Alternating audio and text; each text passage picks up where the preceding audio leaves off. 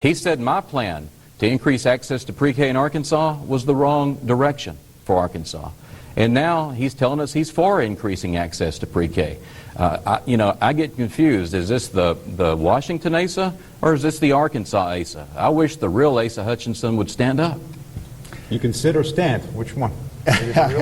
Well, I'm not sure a negative attack along that line. Mr. Ross spent, 12 years in Washington in Congress. If you want to talk about his record, he voted for Nancy Pelosi for Speaker 4 times, and he voted against her twice. Now, wait a minute. The only time Nancy Pelosi had an opponent, I gave a nominating speech for her opponent with her sitting on the front row. I just said you voted for her 4 times. I didn't say anything else. I said you voted against her as well. Don't get so defensive about your flip-flopping on Nancy Pelosi. Those are just the facts, Mike. And so we both have a record in Washington. I have had a record of balancing the budget, for example. When I left Congress, our nation had a balanced budget. When Mr. Ross left Congress, they had a $1 trillion deficit. So I'm sort of proud of the record that we had in Congress. Okay, let's get in a holding pattern here. We are just getting started tonight. The candidate's getting comfortable somewhat. But coming up next, we're going to examine something that we've all seen, and we will see, the political ads that are out there, a lot of them. Plus, we're going to talk on some of the other issues that the candidates will face during the campaign, and of course, one of them will face as governor. Here's a live... The Democrat Gazette said the attacks on Mike Ross are not true and a smear on his family business. There was never a Justice Department investigation, and the House Ethics Committee approved the sale. So why is Hutchinson attacking Ross's family for building their small-town business into a success? To cover up the fact that he got caught cheating on his taxes, and the fact Hutchinson was a D.C. lobbyist who has a record putting millionaires before Arkansas's middle class. Sorry, Asa, this cover-up won't work. For our schools, a choice for governor. There's Asa Hutchinson. He voted to cut college loans and pre-K programs. And he opposes Mike Ross's plan to expand pre-K. I think it's the wrong direction. But Mike Ross says education must be a priority. A pre-K plan that works for Arkansas. A focus on career tech training and college opportunities. Under Mike's plan, I know my kids will have what it takes to get ahead. That's why teachers have endorsed Mike Ross for governor. On education, Mike has a record I can trust. Have you seen this latest smear piece, paid for by allies of Barack Obama? Here's what they don't want you to know.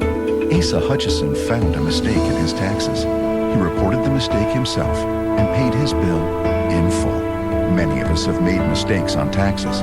Asa was honest enough to admit it, but that doesn't stop Team Obama. They know lies got him reelected, so they hope it works for Mike Ross as well. Fortunately, Arkansas knows better. It's a $16 billion industry and Arkansas's largest. And with 97% of our farms family-owned, our next governor must fight on their side. So when some criticize free trade, it only hurts our farmers.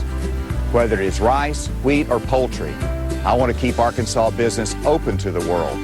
It's the best way to grow our economy and create jobs. I'm Asa Hutchinson. As governor, we'll hit the ground running and never look back. Here, you have been inundated with political ads. You see 1, 2, 50, if not 1,000 by now. Want to take a quick look at some of the ads that have been dominating this race on the airwaves. Some things shouldn't be for sale. The Democrat Gazette said the attacks on Mike Ross are not true. When it came out, he didn't tell the truth. Asa Hutchinson found a mistake in his taxes. He reported the mistake himself. Right, Elabeth? Right, Papa. Meet Mike Ross, 5th-generation Arkansan, son of public school educators. Arkansas's next governor will have to stand up to Washington liberals like President Obama and Nancy Pelosi. We need a governor and proven leader middle-class families can count on. That's Mike Ross. Just a sprinkling of what's been out there, gentlemen. It certainly is a sign of the times. TV, of course, is not only king in politics, it is monster, and it is being fed very well. Mr. Hutchinson, your take on the ads. Too much, or is it just got to get to a point where it is useful? I mean, because a lot of the ads do work, naturally. Well, the negative ads is what's the problem. And I think what the voters want without any question are positive ads. I have people telling me all the time, just tell us what you want to do as governor. And so I'm glad you played some of the ads. I was proud of my granddaughter Ella Beth talking about computer science. I've done an ad talking about our agricultural community, a $16-20 billion business in Arkansas, #1 industry. I've talked about my truck and my wife there. My wife has been on television talking about our marriage of 41 years. So positive messages is what I believe work out there. And I'm very disappointed whenever I think the negative ads just turn our voters off, and that is a concern. Are you worried about, Mr. Ross, the kind of the caustic underpinning of just the onslaught of negative ads? I mean, a majority of them, I've looked at every ad that your campaigns have produced, have been positive, from more or less. Are you worried about everything else overshadowing it? Yeah, Congressman Hutchinson and his wealthy out-of-state friends, they've spent millions trying to convince you I'm something that I'm not, misrepresenting the facts, distorting the truth, lying about me and my record, and I've been really disappointed in that. I want to talk about my positive vision for the future of this state, improving education, creating more and better paying jobs for middle-class families, bringing jobs back to rural Arkansas, lower and fair taxes, my senior citizens Bill of Rights, my Veterans Matter plan. Now, those are the things, those are the reasons I'm running, and all those plans are based on life experiences that I had growing up in southwest Arkansas in places like Prescott and Emmett and Hope, and I love this state, and I know we can do better. We went from talking about the ads to producing a couple. Well, either one of y'all, real quickly, concerned about the amount of ads in another race, the Senate race overshadowing? Well, let me just come back to what Mr. Ross is speaking of. Our ads have been positive, and he's talking about an ad from an out-of-state group that we don't have any control over. But you played an ad in which Mr. Ross himself in his ad attacked my character. And that's what, whenever I look at that happening, I'm thinking, does this encourage any 18-year-old to vote? Does it encourage people to participate in the political process? And to me, that's a test for us. We have an obligation as candidates to make sure that we're encouraging people to say, public service is good, and we encourage that, and I think negative advertising doesn't work that way. So can't control the Senate race, I can't control out-of-state groups, I can control my own message, and that's what I want to do. And Mike's right. It's about our vision for what we're going to do for middle class, our tax cuts, our veterans, what we want to do. So that's what we're going to be talking about. Well, now, wait a minute. Asa wants to say, poor me. And look, he says he can't control ads that are being run by the Republican Governors Association unfairly, untruthfully attacking me. When, he came out with this ad, my wife is a pharmacist. She spent 14 years going to work every day, building a successful business. She'd get up at midnight and go out and get medicine for sick kids. Yes, it's America. She sold her business for a profit in America. Imagine that. He attacked her for that. And for him to say, oh, that's not me, that's the Republican Governors Association, when that ad began airing? When the chairman of the Republican Governors Association was in Arkansas raising money for Congressman Hutchinson's campaign.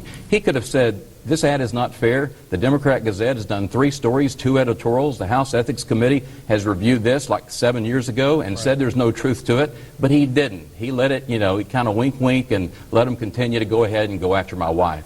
And I think he owes my wife an apology right here, right now.